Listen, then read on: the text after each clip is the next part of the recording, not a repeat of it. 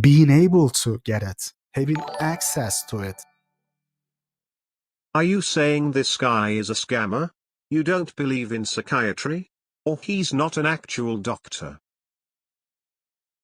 Dr. K is an actual doctor. He does have a psychiatry degree. The problem I have with Dr. K is he's a quack. I don't trust anything he says. He's a proven liar.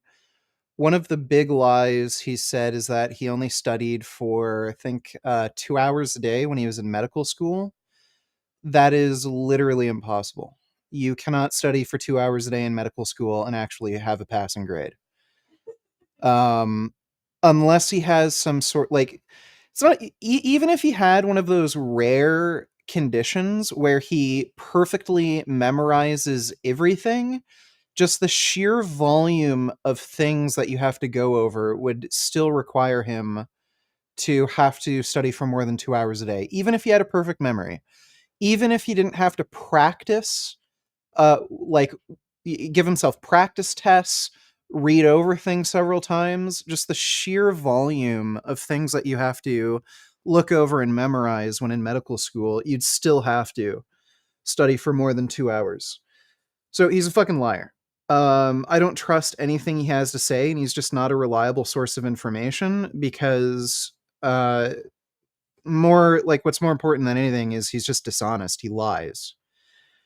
There's also I also have a lot of reason to believe that he's just like a quack. A lot of his ideas are just stupid, and he just doesn't have a clue with a lot of topics. One of them being the uh, what is it, deep fake porn thing. I did a whole video response to him on the deep fake porn stuff. He just had stupid fucking ideas. He would say things that are just completely untrue that he could have easily Googled just to confirm. He was saying that you own your likeness, which you don't. I know I ask the same thing over and over, but any other animal products that you don't get that people eat? People are lying to themselves about turkey. That shit always sucked. Why do people eat it?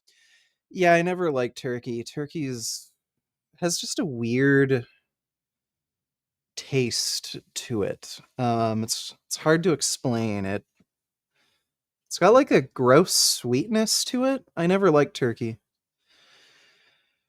Um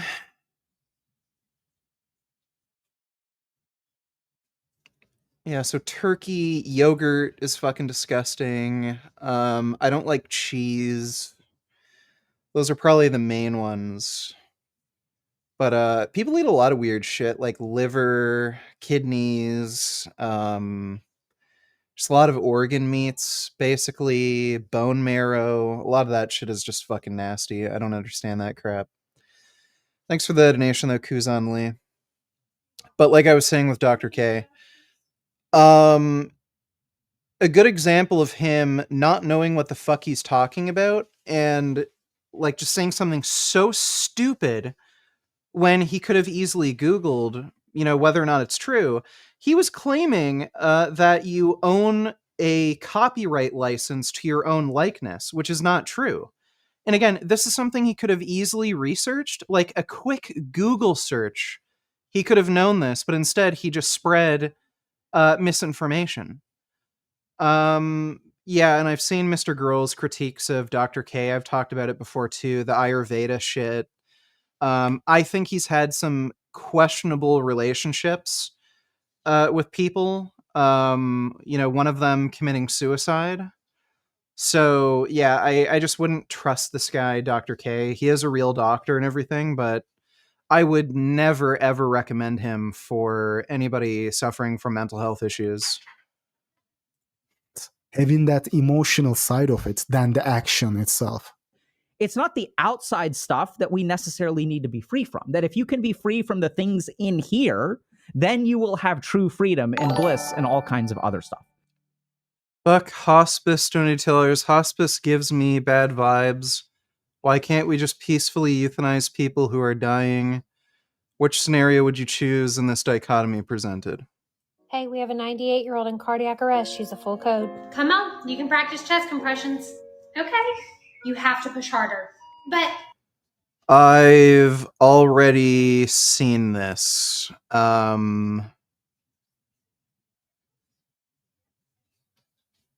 So I would do chest compression on the 90-year-old. I would assume this person probably wants to live. There are circumstances where I would be in favor of euthanasia, but yeah, I would assume somebody who's suffering from a heart attack would probably want to keep on living.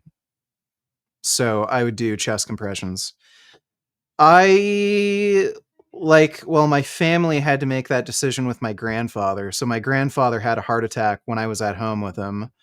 I had to do chest compression on him, and I broke his ribs. I did a whole course on CPR, I think a year before this happened, because I wanted to get a job at a gym, and they required a CPR course for that. Actually, maybe it was more than a year. Maybe it was like 2 or 3. But yeah, I did a CPR course a couple years before he had a heart attack, and I learned that in order to actually properly perform chest compressions, you probably have to break somebody's ribs. So I was pushing on his chest for, I'd say, about between 5-10 minutes, and every time I could hear his ribs crack. So I broke a lot of his ribs. And then people came, they were doing chest compressions on him, they put him on oxygen and shit, and they brought him to the hospital. He had several heart attacks. He had the initial heart attack that put him out, and then when he got to the hospital, I think he had another 1 or 2 heart attacks. Basically, he was brain damaged because of the lack of oxygen going to his brain, because he actually died. He was clinically dead several times. Like, his heart just clearly stopped. And even if he were to wake up from the coma, he'd be like severely brain damaged. So the hospital gave us the option of just euthanizing him, like pulling him off of life support. So we decided to pull him off life support because we knew he'd never want to live like that, like with brain damage. So, I know my grandfather would have wanted to live. So, I gave him that chance, basically. And unfortunately for him, he had like really bad brain damage from the heart attack, so we just put him out. Thanks for the donation, though. Fuck hospice. He's basically